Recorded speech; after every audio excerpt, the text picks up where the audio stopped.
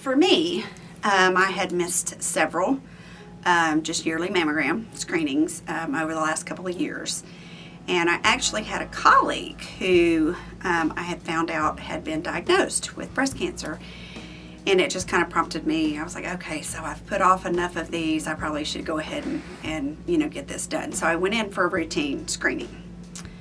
Upon the routine screening, they sent me for a diagnostic mammogram. And then from there, I ended up with the ultrasound and then the biopsy to ultimately find the breast cancer.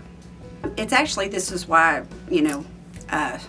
early detection is so important. It was actually stage 1.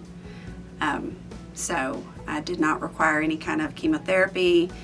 Part of the treatment that I went through, because of where the cancer was found, it wasn't anything that I could do a lumpectomy or radiation, so it required the mastectomy. So for me, it was only one side, but screening for the other breast was in the future, so my husband and I just kind of decided that we would go ahead and do the double mastectomy as my course of treatment. I think it's one of those things that as soon as anybody says, being a nurse, I had already researched everything, so I already was like, oh, I'll have a lumpectomy, maybe some radiation. I already had my whole course of treatment planned out. So I went to the doctor by myself. And so I sat in there, and when she came in and she said, you're going to have a mastectomy, I just kind of like didn't hear anything else. Like, I didn't cry, my mind just went into this, okay. And so you just kind of go numb, and I think that's what everybody says when you hear the C word. When you hear cancer, you just kind of, and it wasn't until, and she was very nice. She was like, do we need to call your husband? We can get him on the phone.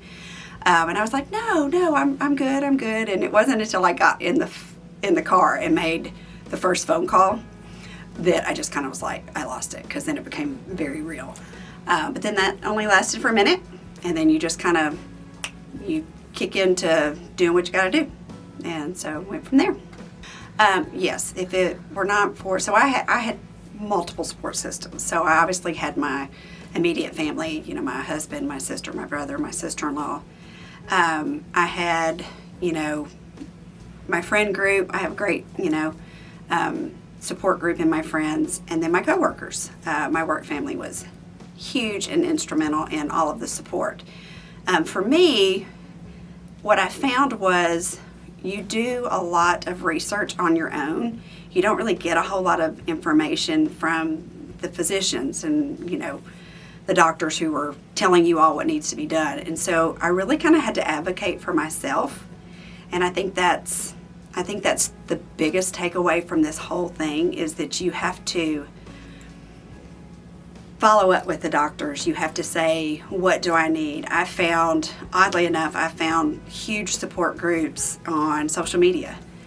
There were women who had Pinterest blogs that were like, hey, this is what you need. This is what you take to the hospital. This is what you need at home. So there was a lot of information that I found as resources from that.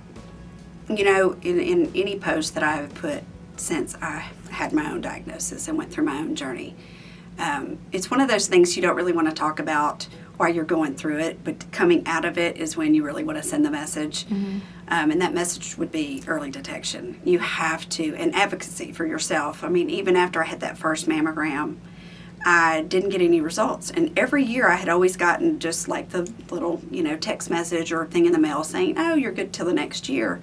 And I didn't get that. So I had to keep calling the doctors. And I had to keep calling, they were like, oh, you need, a second, diagnostic mammogram. I had to keep calling and advocating. So early detection and advocacy for yourself, is probably the message that I would say. And then just know that through it all, if you have that support system and you have those people that are in your corner, everything works out. Everything, you're going to be okay. I just Tuesday had my 1 year and 6 months checkup. So you have to go, for me, I have to go every 6 months for 3 years, and then yearly for 2 years after that, before they actually say, you're in remission. So I'm 1 year and 6 months.